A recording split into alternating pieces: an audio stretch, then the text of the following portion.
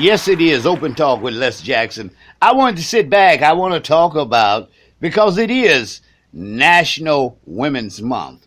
And you know the way I do it. I do it the way I do it because I can. And I'm going to sit back. We're going to talk a little bit about women that have made things happen throughout the course of this month and every month.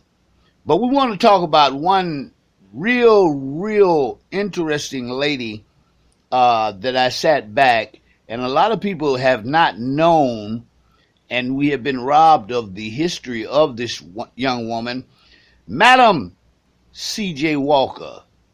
For those that don't know, Madam C.J. Walker was born in 1867 in December, born under the real name of, her real name was actually Sarah Bloodlove. She was born down in the Delta of Louisiana, and she sat back and became one of the richest, matter of fact, the first self-made millionaires amongst black people.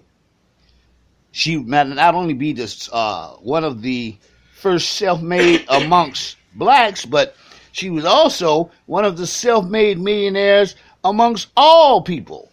And so when you hear that name, I hear people talk about all the time how we haven't achieved a lot, but we have achieved quite a bit.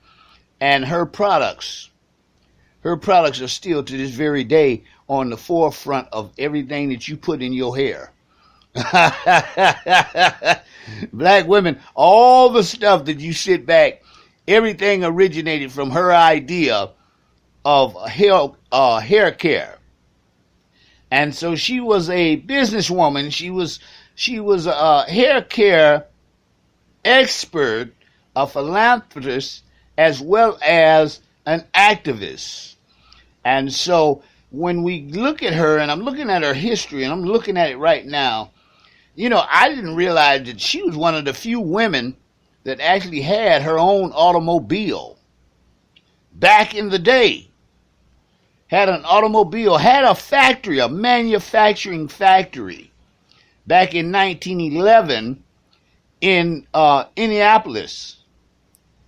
And it's fascinating when you start looking into the history. She was involved in politics and social issues. She was the first female self-made millionaire, and she became one of the wealthiest African-American women in this country. Wow. And the world's most famous female and successful female in African American business. Now, I bring that up because I'm sitting back and I'm looking around our neighborhoods. I'm looking at everything that goes on right now, and I see a decline. There's a real bad decline on African American participation on what we do and how we do it. Why? Some of us just done got too damn lazy. And we don't believe enough in ourselves to understand that we all have a gift. Everybody can sit back. You were born to do something. You were born to be an asset of the American puzzle. And that's what this is. Your life is like a puzzle. It's to be put together and designed and to sit back and to be orchestrated until you become whole at what you do. I don't believe in the words I can't, because you can. This is America. You can do anything in America. I was talking to some people. Matter of fact, over the weekend, I was talking to a young girl in the Philippines, and she was telling me about how the Philippines is laid out. And, nobody has the opportunity, especially women, that women in women in other countries don't have the opportunity that the American women have. And a lot of us will say, oh, well, I bring in the bread and I bring in this. Understand that you were tricked and you were fooled. And the only reason that you sit back now and you're carrying all this weight is because they have blocked out the black man or the significant other that is being put out of jobs because they did the thing called 2-for-1 affirmative action. And so when you start looking at this stuff and you start really putting together the big equation, it's not really, and who cares? Who do the most? If you're sitting back, you'll understand she was married. Madam C.J. Walker was married, had a husband. It wasn't about who brought in the most money, who did this, who took care of this, who took care of that. They worked together. And that's what people ought to understand in 2017. How could it be that we are going back to some type of tribal anticipations when we should sit back and actually have progress into something that is much more beautiful? Anyway, as I said, she made financial donations to numerous organizations, and she became a partaker in the arts. She loved fine art, and she connected with Villa Lawara, and they sat back and they set up a New York estate, which was called the Ivanton-on-Hudson in New York. And that was an art gallery. If you've never been and you've never seen it, it's an art gallery in New York that is world-renowned for the arts and the things that they have sat back and been able to produce. And so she was she was a real pioneer. Real pioneer. And so you got to sit back and we have to start. If you ever want to know something about something, get in the book. Like they said, one of the things that kill us is our lack of knowledge. And for some reason, we're not willing to sit aside 1 hour, 2 hours a day and just read. We need to start reading and finding out what type of accomplishments people are actually making. There are people out here that are moving in leaps and bounds. Hidden Figures, great movie. If you hadn't seen it, go get it. I don't care if you get it by bootleg or however you get it. Go get the movie, watch it. You will see the contribution that women made in the actual NASA space system. Because it's a lot of stuff that you don't hear. There's a lot of credits that are due, and most of them, it's amazing because women have done so much. I think about even my mother.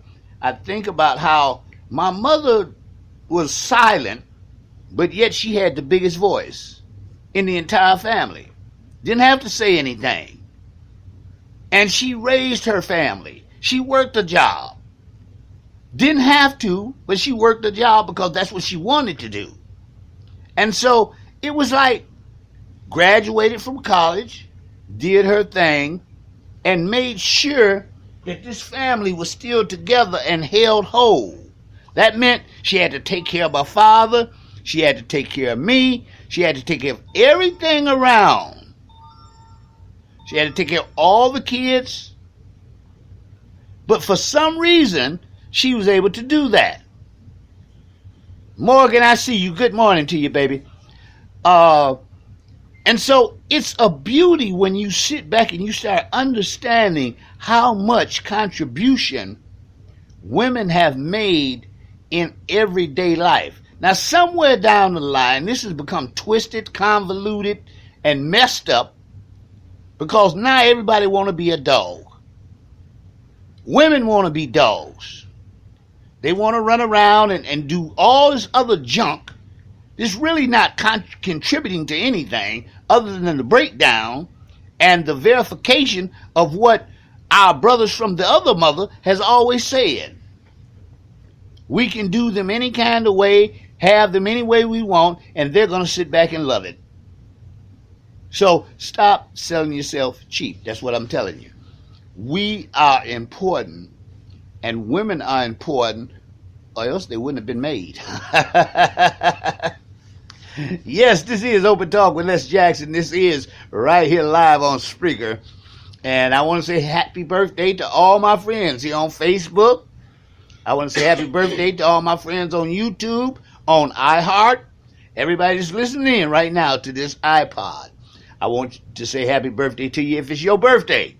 I was sitting back and I just really woke up and I was looking because it's been a long weekend. I've had a lot of fun this weekend hanging out with my buddy, my best friend, one of my best friends, Mr. Herbert Menace, computer expert. We've been sitting back and we did a couple of jobs over the weekend. I got to see him at work, and it was amazing. It was amazing because, you know what? We are in an age, I keep telling everybody, we are in an age right now where you have to make up your mind what you're going to do. Nobody's going to give us anything.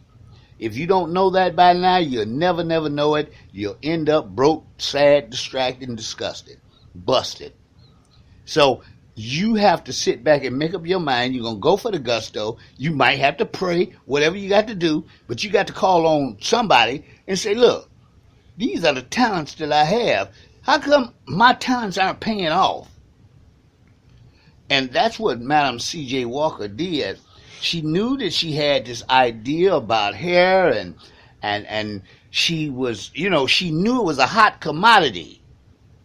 And so she took it to the limit and said, you know what? I can do this a little bit better, or I can sit back when we made the straightening comb. She said, forget the straightening comb. Well, if there's a straightening comb, you got to have some grease. You got to have something that's going to keep the shine and the sheen in it and build it up so it's healthy and it doesn't become brittle and start falling out. So she got together with some of the best of the best. It don't mean, when I tell people, entrepreneurship does not mean you do it all on your own. It means that you connect yourself with the best of the best in order to be your best. I tell people all the time, I've got a team of women. My team of women outperform the men all the time. All the time. Month after month. Because you guys have a natural gift to sit back and to be able to communicate on a emotional and soft level that people want to sit back and where me, I go in and I'm strictly straight business. I get pissed off and I walk. A woman will sit back and she kind of listens a little bit closer to me. And so when I sit back and I say the things I say, it's not to down you, it's not to down anybody, but I'm telling you, we need to wake up because life is not, nobody said life was fair. That's nowhere in the book. Nowhere does it say life is fair. What it does say is life gives you what you put into it. If you put nothing in, you ain't getting nothing out. No deposit, no return.